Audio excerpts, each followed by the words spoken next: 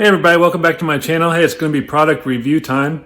I bought myself a motorcycle lift, 1,500-pound lift. There it is. I got it together already. I will show a little video of that going together.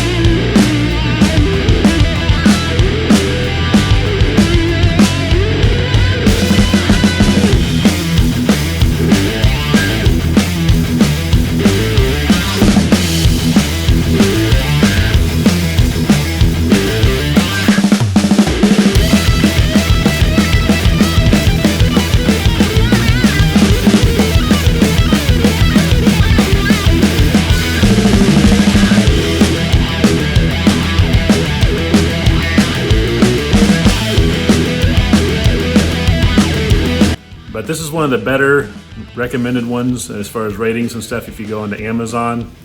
And so I thought I'd give it a try. A lot of them have trouble, you know, if they work real well, they still struggle with going down smoothly. So we'll see how that goes out. That seems to be one of the biggest things on how well these things work. So this one's an OTC model, Stinger. And I'll put the link to Amazon on it. So if you guys like it, you can get it yourself. But let's see how she does.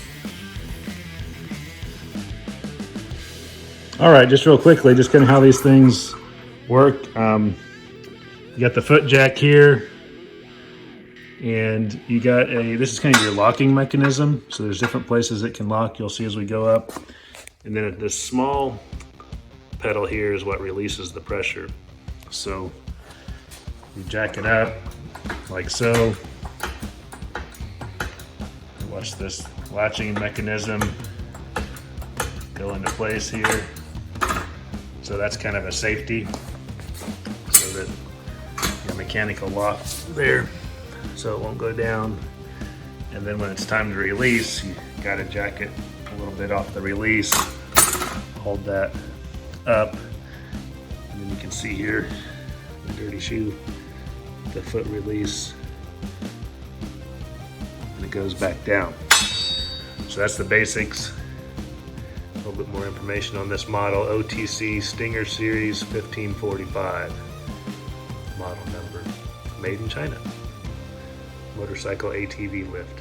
So let's see how it does on the Harley. So after you get it positioned under the bike, next thing you want to do is these little screw jacks here. You want to get those down on the ground level, and then go ahead and lock your wheels so they don't move on you. And then once I get this bike kind of level, I guess you could say, with the jack, then it came with some straps over here somewhere. Oh, here they are. That you use to strap the bike then down to the lift. So we'll figure out those when we get to that point. Okay, so what I do to strap these down, of course, I've never understood this design on these things, but they strap them down to the kind of base plate here, which you know, stays on the ground, and then you're gonna jack this thing up. So there's no way of really like stabilizing the bike as you're lifting it up. So I just go ahead and just kind of put my straps up there loose so they're close, and then jack the bike up. Of course, again, I mentioned this in my very first video about why I bought a police bike, but mine's got these tie down deals on the forks. That comes in handy again for this application. These black straps are the ones that came with the lift. I think I want 4 of them on here, so I got my green ones out. And these black ones were very long, so I did cut them down because there was just like an extra 8 foot of strap there I didn't need. But okay, I got my straps locked in now, both sides. Gonna see how stable it is. It's fairly stable, so pretty good.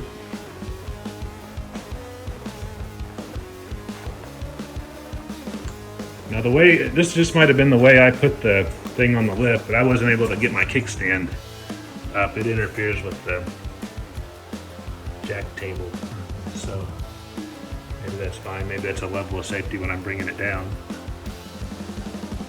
But so far so good. This nice thing about this, now I can clean my wheels. You know, I can spin them and get them clean. I think I'd like to get her up a little bit even higher, but again, then you gotta take the straps loose when you're going up. I don't know why they don't put the straps somehow on the lifting table somehow. That would make a lot more sense. But anyway, maybe that's me. There she is.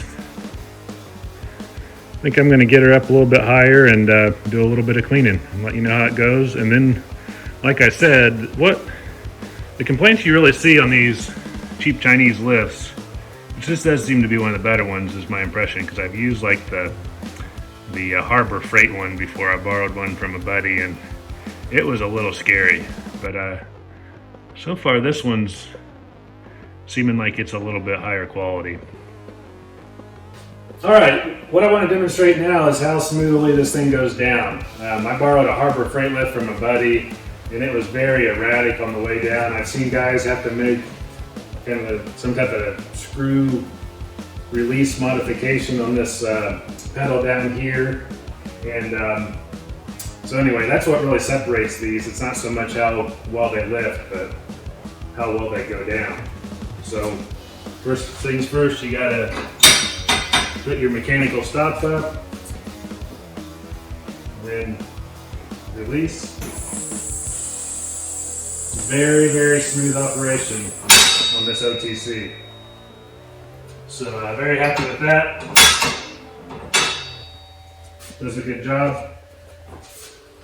Can show that one more time.